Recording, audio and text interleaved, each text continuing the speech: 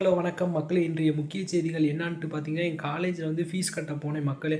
அங்கே வந்து பார்த்தீங்கன்னா தெரியாமல் ஒரு 15,000 கட்டணும். 15,000 20,000 கட்டணும் மக்களே. அதில் வந்து நான் கூட வந்து ஒரு ரூ. 306 வந்து கூட கட்டிட்டேன் மக்களே.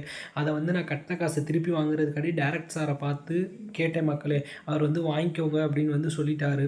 சரி வாங்கிக்கப்பா தம்பி அப்படின்னு சொல்லிட்டாரு. நான் திரும்பி என்ன பண்ணேன், சரி அந்த கேஷ் கவுண்டரில் கட்டின இடத்துலயே போய் கேட்டேன். அவங்க வாங்கிக்கன்னு சொல்லிட்டாங்க அப்படின்னு சொல்லிட்டு சொன்னேன். அவன் அந்த ஆள் என்ன சொல்லிட்டான், நீ போய் ஏஓ சாரை பாரு அப்படின்னு சொல்லிட்டான். அந்த ஏஓ சார் என்ன பண்ணுறான் அப்படின்னா, என் காசை தர முடியாது, அதான் கட்டின காசை திரும்பி தர முடியாது அப்படின்னு அவனுக்கு எனக்கு செம்ம பிரச்சனை ஆகிப்போச்சு. எனக்கு ப்ரெஷர் ஏறுதுங்கிறான், சுகர் ஏறுதுங்கிறான்.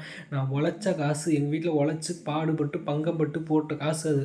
அதை போய் இப்படி ஒரு ஏழை வைத்து காசை போய் இப்படி பண்ணிக்கிட்டு இருக்கிறான் அந்த ஆள். அவனுக்கெல்லாம் என்ன காசு கொட்டுது, பணமழை அப்படியே பொழியுது அவனுக்கெல்லாம். நான் போய் இதை எவன் சொன்னாலும் கேட்க மாட்டேங்கிறானுங்க. அவன் இஷ்டத்துக்கு ஆடிக்கிட்டு இருக்கானுங்க. என்ன பண்ண போகிறானுன்னு தெரியல. நான் காசை வாங்காமல் விட மாட்டேன். உழைச்ச காசு, சொந்த காசு.